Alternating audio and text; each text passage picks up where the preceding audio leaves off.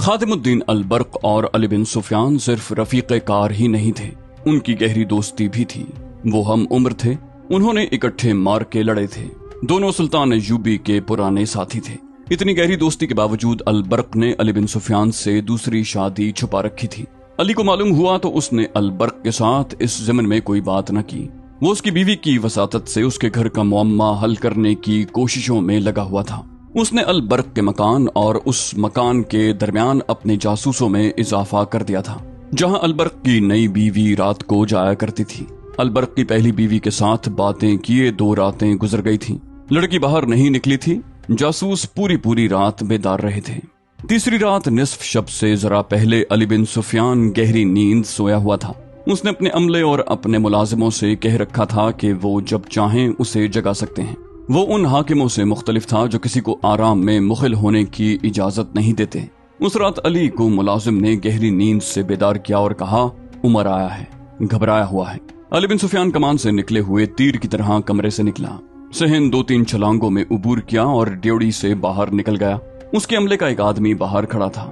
اس نے کہا، ملازم کو دوڑائیں، 10-12 سوار فوراً منگوائیں، اپنا گھوڑا جلدی تیار کریں، پھر آپ کو بتاتا ہوں کہ کیا ہوا۔ علی بن سفیان نے ملازم کو 14 مسلح سوار اور اپنا گھوڑا اور تلوار لانے کو دوڑایا اور عمر سے پوچھا، کہو کیا بات ہے؟ عمر اور آزر نام کے 2 جاسوس آصفہ کو دیکھنے کے لیے متعین تھے۔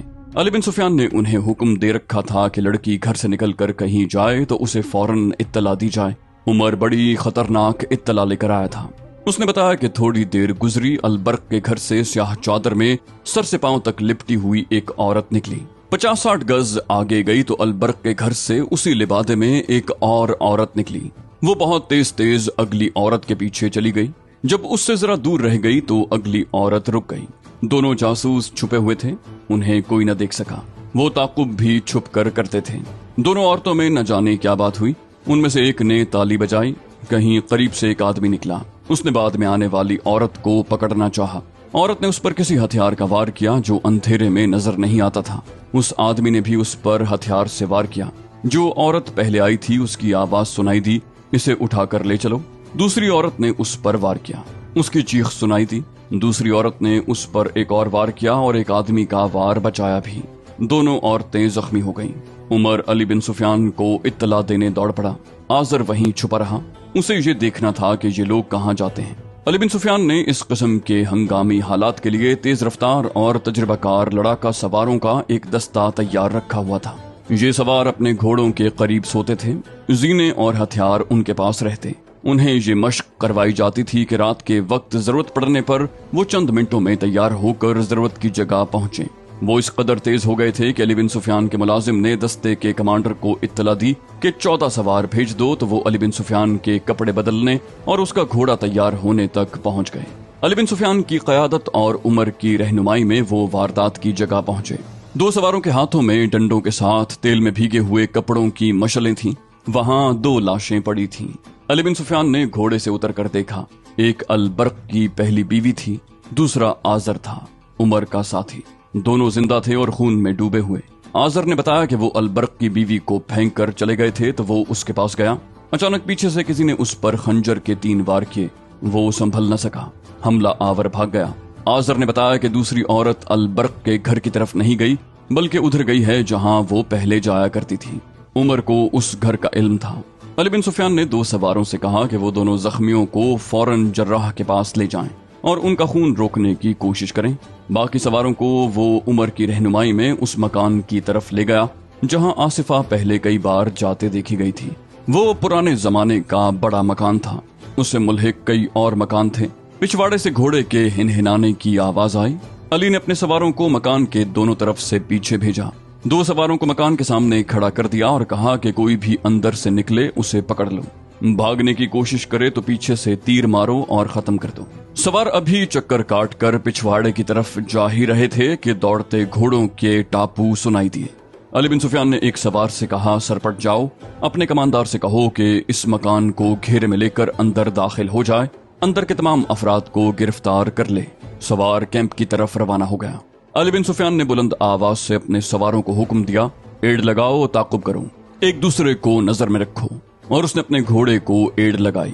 یہ رسالے کے چنے ہوئے گھوڑے تھے اور ان کے سوار سلطان ایوبی سے کئی بار خراج تحسین حاصل کر چکے تھے۔ مفرور بھی شاہ سوار معلوم ہوتے تھے۔ ان کے گھوڑوں کے ٹاپو بتاتے تھے کہ اچھی نسل کے بہت تیز دوڑنے والے گھوڑے ہیں۔ یہ شہر کا علاقہ تھا جہاں مکانوں کی رکاوٹیں تھیں، گلیاں تھیں جو گھوڑوں کی دوڑ کے لیے کشادہ نہیں تھیں، ان سے آگے کھلا میدان تھا۔ اندھیرے میں گھوڑے نظر نہیں آتے تھے، ان کی آوازوں پر تعاقب ہو رہا تھا۔ وہ جب کھلے میدان میں گئے تو ان کا چھپنا مشکل ہو گیا۔ افق کے پس منظر میں وہ سایوں کی طرح صاف نظر آنے لگے۔ وہ 4 تھے۔ انہوں نے کم و بیش 100 گز کا فاصلہ حاصل کر لیا تھا۔ وہ پہلو بپہلو جا رہے تھے۔ علی بن سفیان کے حکم پر 2 سواروں نے اسی رفتار سے گھوڑے دوڑاتے تیر چلائے۔ تیر شاید خطا گئے تھے۔ بھاگنے والے دانش مند معلوم ہوتے تھے۔ تیر ان کے قریب سے یا درمیان سے گزرے تو انہوں نے گھوڑے پھیلا دیے۔ وہ اکٹھے جا رہے تھے۔ ان کے گھوڑے کھلنے لگے۔ نہایت اچھے طریقے سے گھوڑے ایک دوسرے سے خاصے دور ہٹ گئے۔ علی بن سفیان کا دستہ بہت تیز تھا۔ فاصلہ کم ہوتا جا رہا تھا مگر بھاگنے والوں کے گھوڑے اور زیادہ ایک دوسرے سے ہٹتے جا رہے تھے۔ آگے کھجور کے پیڑوں کا جھنڈ آ گیا۔ ان کے گھوڑے وہاں اس طرح ایک دوسرے سے دور ہٹ گئے کہ 2 دائیں طرف اور 2 کھجوروں کے بائیں طرف ہو گئے۔ یہ جگہ اونچی تھی۔ گھوڑے اوپر اٹھے اور غائب ہو گئے۔ تعاقب کرنے والے بلندی پر گئے تو انہیں آگے جو بھاگتے سائے نظر آئے وہ ایک دوسرے سے بہت ہی دور ہو گئے تھے۔ پھر وہ اتنی دور دور ہو گئے کہ ان کے رخ ہی بدل گئے۔ علی بن سفیان جان گیا کہ وہ اس کے سواروں کو منتشر کرنا چاہتے ہیں۔ علی بن سفیان نے بلند آواز سے کہا، ہر سوار کے پیچھے تقسیم ہو جاؤ، ایک دوسرے کو بتاؤ، ایڑ لگاؤ، فاصلہ کم کرو، کمانوں میں تیر ڈالو۔ سوار تقسیم ہو گئے۔ سب نے کندھوں سے کمانے اتار کر تیر ڈال لیے اور تقسیم ہو کر ایک ایک گھوڑے کے پیچھے گئے۔ ان کے گھوڑوں کی رفتار اور تیز ہو گئی۔ ٹاپو کے شور و غل میں کمانوں سے تیر نکلنے کی آوازیں سنائی دیں۔ کسی نے للکار کر کہا، ایک کو مار لیا، گھوڑا بے قابو ہو گیا ہے۔ ادھر علی بن سفیان کے ساتھ جو 2 سوار تھے انہوں نے بیک وقت تیر چلائے۔ اندھیرے میں تیر خطا جانے کا ڈر تھا اور تیر خطا جا بھی رہے تھے، پھر بھی انہوں نے ایک اور گھوڑے کو نشانہ بنا لیا۔ یہ گھوڑا بے قابو ہو کر اور گھوم کر پیچھے کو آیا۔ ایک سوار نے اس کی گردن میں برچھی ماری، دوسرے نے اپنے گھوڑے سے جھک کر اس کے پیٹ میں برچھی داخل کر دی، مگر گھوڑا توانا تھا، گرا نہیں، سوار زندہ پکڑنا تھا۔ علی کے ایک سوار نے بازو بڑھا کر ایک سوار کی گردن جکڑ لی۔ نیچے گھوڑا زخمی تھا، وہ رکتے رکتے رک گیا۔ اس پر ایک آدمی سوار تھا اور ایک لڑکی جسے سوار نے آگے بٹھا رکھا تھا۔ لڑکی شاید بے ہوش تھی۔ صحرا کی تاریک رات میں اب کسی سرپٹ دوڑتے گھوڑے کے ٹاپو نہیں سنائی دیتے تھے۔ سواروں کی آوازیں اور دل کی چلتے گھوڑوں کے ٹاپو سنائی دیتے تھے۔ سوار ایک دوسرے کو پکار رہے تھے۔ ان کی آوازوں سے پتہ چلتا تھا کہ انہوں نے بھاگنے والوں کو پکڑ لیا ہے۔ علی بن سفیان نے سب کو اکٹھا کر لیا۔ بھاگنے والے پکڑے گئے تھے، ان کے 2 گھوڑے زخمی تھے۔ ان گھوڑوں کو مرنے کے لیے صحرا میں چھوڑ دیا گیا۔ بھاگنے والے 5 تھے، 4 آدمی اور ایک لڑکی۔ لڑکی گر پڑی تھی۔ بھاگنے والوں میں سے ایک نے کہا، ہمارے ساتھ تم لوگ جو سلوک کرنا چاہو کر لو، مگر یہ لڑکی زخمی ہے، ہم امید رکھیں گے کہ تم اسے پریشان نہیں کرو گے۔ ایک گھوڑے کی زین کے ساتھ مشل بندھی ہوئی تھی، کھول کر جلائی گئی۔ لڑکی کو دیکھا گیا، بہت ہی خوبصورت اور نوجوان لڑکی تھی۔ اس کے کپڑے خون سے سرخ ہو گئے تھے۔ اس کے کندھے پر گردن کے قریب خنجر کا گہرا زخم تھا۔ اس سے اتنا خون نکل گیا تھا کہ لڑکی کا چہرہ لاش کی طرح سفید اور آنکھیں بند ہو گئی تھیں۔ علی بن سفیان نے زخم میں ایک کپڑا ٹھونس کر اوپر ایک اور کپڑا باندھ دیا اور اسے ایک گھوڑے پر ڈال کر سوار سے کہا کہ جلدی جراح تک پہنچے۔ وہاں جلدی کا سوال ہی نہیں تھا، وہ شہر سے میلوں دور نکل گئے تھے۔ قیدیوں میں ایک بوڑھا تھا۔ یہ قافلہ جب قاہرہ پہنچا تو صبح طلوع ہو رہی تھی۔ سلطان کو رات کے واقعے کی اطلاع مل گئی تھی۔ علی بن سفیان ہسپتال گیا۔ جراح اور طبیب قیدی لڑکی کی مرہم پٹی میں اور ہوش میں لانے میں مصروف تھے۔ سوار نے اسے تھوڑی دیر پہلے پہنچا دیا تھا۔ البرق کی پہلی بیوی اور آذر ہوش میں آ گئے تھے، مگر ان کی حالت تسلی بخش نہیں تھی۔ سلطان ایوبی ہسپتال میں موجود تھا۔ اس نے علی بن سفیان کو الگ کر کے کہا، میں بہت دیر سے یہاں ہوں۔ میں نے البرق کو بلانے کے لیے آدمی بھیجا تو اس نے عجیب بات بتائی ہے۔ وہ کہتا ہے کہ البرق ہوش میں نہیں، اس کے کمرے میں شراب کے پیالے اور سراہی پڑی ہے۔ کیا وہ شراب بھی پینے لگا ہے؟ اسے اتنا بھی ہوش نہیں کہ اس کی بیوی گھر سے باہر زخمی پڑی ہے۔ میں نے اس کی بیوی سے ابھی کوئی بات نہیں کی، طبیب نے منع کر دیا ہے۔ علی بن سفیان نے کہا، اس کی ایک نہیں 2 بیویاں زخمی ہیں۔ یہ لڑکی جسے ہم نے صحرا میں جا کر پکڑا ہے البرق کی دوسری بیوی ہے۔ ذرا زخمیوں کو بولنے کے قابل ہونے دیں، ہم نے بہت بڑا شکار مارا ہے۔ البرق سورج نکلنے کے بعد جاگا۔ ملازم کے بتانے پر وہ دوڑتا آیا۔ उसकी दोनों बीवियां जख्मी पड़ी थीं। उसे चारों जासूस दिखाए गए। वो बूढ़े को देखकर बहुत हैरान हुआ। उसे वो आसिफा का बूढ़ा खावंद समझता रहा था। सुल्तान अयूबी ने ये वारदात अपनी तहवील में ले ली, क्योंकि ये जासूसों के पूरे गिरोह की वारदात थी और इसमें उसका मोतमिद मुलव्विस था, जिसे फौज के तमाम राज और आइंदा मंसूबे मालूम थे। जो ही जख्मी बयान देने के काबिल हुए, उनसे बयान लिए गए। उनसे ये कहानी यूं बनी कि अलबर्क की पहली बीवी को जब अली बिन सुफियान ने बताया कि उसके खावंद की दूसरी बीवी मुश्तबा चाल चलन की है और वो जासूस मालूम होती है, तो वो सख्त गुस्से के आलम में घर चली गई। वो अपने खावंद को और आसिफा को कत्ल कर देना चाहती थी, लेकिन अली बिन सुफियान ने उसे कहा था कि जासूसों को जिंदा पकड़ा जाता है ताकि उनके छुपे हुए साथियों का सुराग लगाया जा सके। उसने अपने आप पर काबू पाया और आसिफा पर गहरी नजर रखने लगी। उसने रात का सोना भी तर्क कर दिया। मौका देखकर उसने उनके सोने वाले कमरे के उस दरवाजे में छोटा सा सुराख कर लिया जो दूसरे कमरे में खुलता था। रात को उस सुराख में से उन्हें देखती रहती। 2 रातें तो उसने यही देखा कि लड़की अलबर्क को शराब पिलाती और उरियानी का पूरा मुजाहिरा करती थी। वो सुल्तान अयूबी की बातें ऐसे अंदाज से करती थी जैसे वो उसका पीर और मुर्शिद हो। सलीबियों को बुरा भला कहती और वही बातें करती जो सुल्तान अयूबी के जंगी मंसूबे में शामिल थीं। अलबर्क उसे बताता था कि सुल्तान क्या कर रहा है और क्या सोच रहा है। अलबर्क की पहली बीवी ने 2 रातें यही कुछ देखा और सुना। तीसरी रात वो नाटक खेला गया जिसका अलबर्क की पहली बीवी को बेताबी से इंतजार था। आसिफा ने अलबर्क को शराब पिलानी शुरू की और उसे बिल्कुल हैवान बना दिया। आसिफा दोनों प्याले उठाकर और ये कहकर दूसरे कमरे में चली गई कि दूसरी लाती हूँ। वो वापस आई तो प्यालों में शराब थी। उसने एक प्याला अलबर्क को दे दिया, दूसरा खुद मुंह से लगा लिया। उसके बाद उसने बेहद नंगी हरकतें की और अलबर्क बेसुध लेट गया। आसिफा ने कपड़े पहने और अलबर्क को आहिस्ता आहिस्ता बुलाया। वो न बोला। फिर उसे हिलाया, हाथ से उसके पपोटे ऊपर किए, मगर उसकी आंखें न खुली। उसने प्याले दूसरे कमरे में ले जाकर शराब में बेहोश करने वाली कोई चीज अलबर्क के प्याले में मिला दी थी। आसिफा ने कपड़े पहने, ऊपर स्याह चादर इस तरह ले ली कि सर से पांव तक छुप गई। आधी रात होने को थी। उसने किंदील बुझाई और बाहर निकल गई। पहली बीवी आग बगूला हो गई।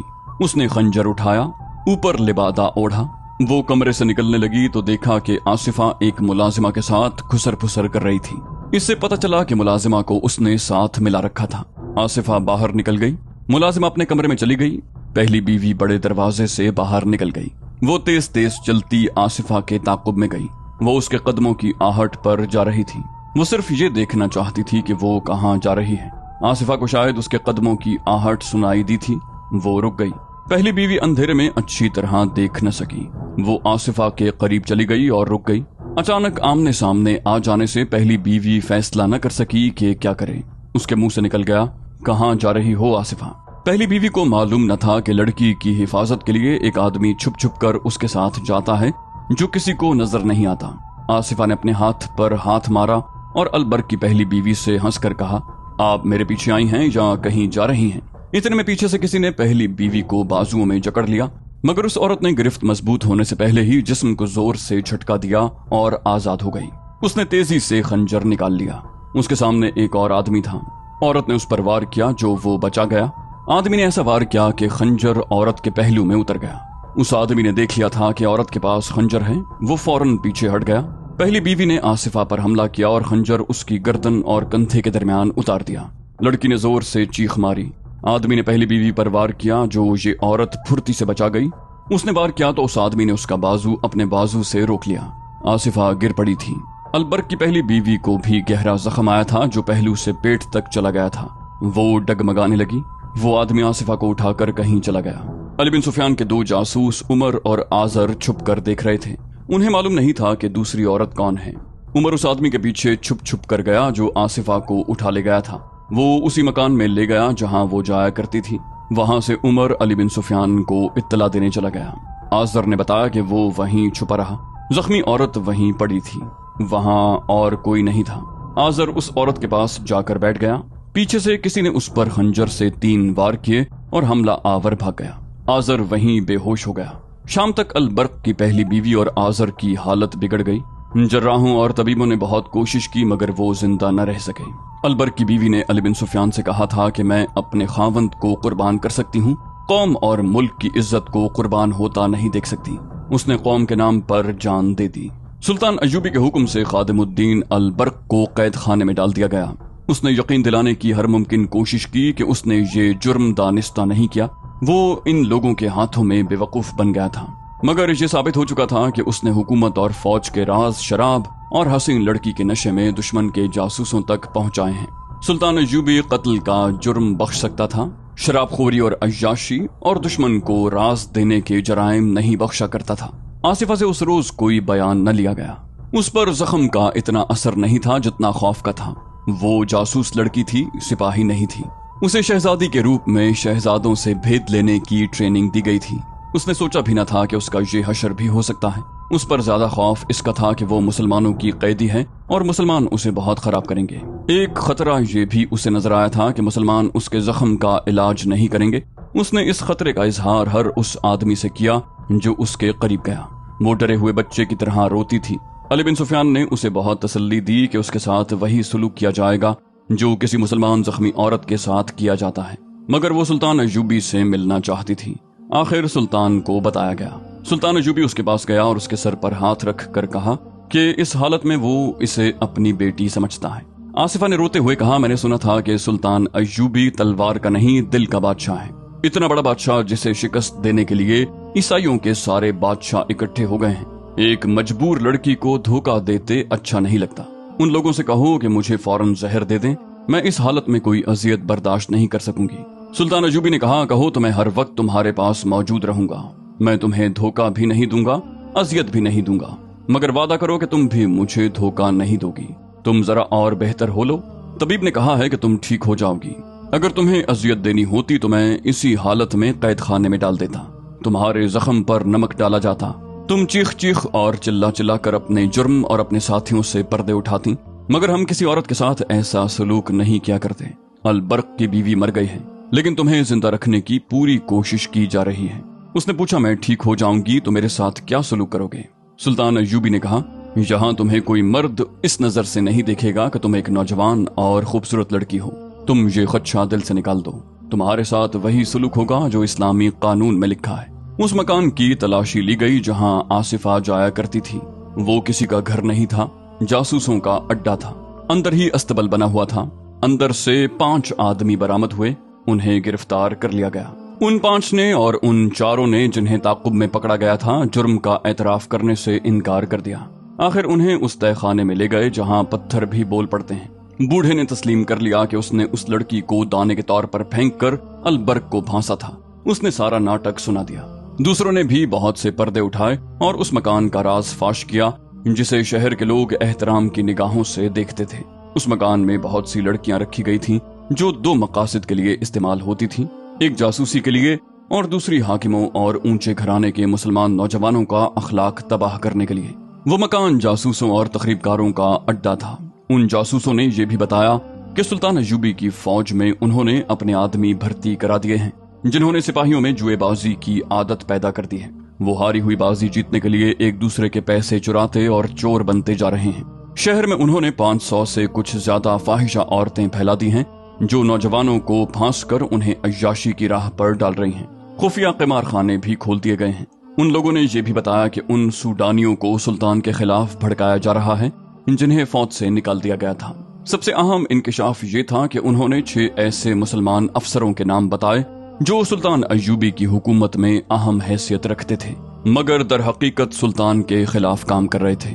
آصفہ عیسائی لڑکی تھی، اس کا نام فلیمنگو بتایا گیا۔ وہ یونانی تھی۔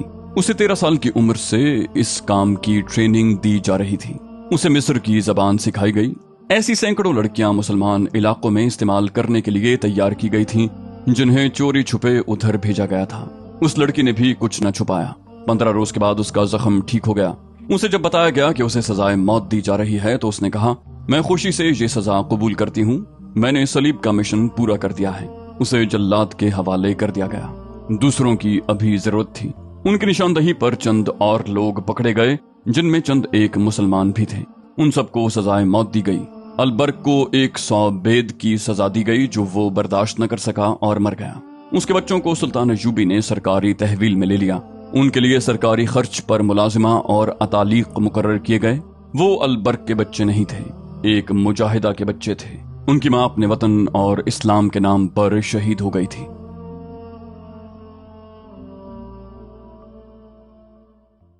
तो दोस्तों, ये थी हमारी आज की एपिसोड। उम्मीद करते हैं आपको हमारी एपिसोड पसंद आई होगी। जाने से पहले इस वीडियो को लाइक, शेयर और कमेंट करना मत भूलिए। और अगर आप हमारे चैनल पर नए हैं तो इसे सब्सक्राइब कीजिए और बेल आइकन पर क्लिक कीजिए ताकि आपको तमाम वीडियोस फौरन मिलती रहें। अगली वीडियो तक के लिए अपना ख्याल रखिए। अल्लाह हाफिज।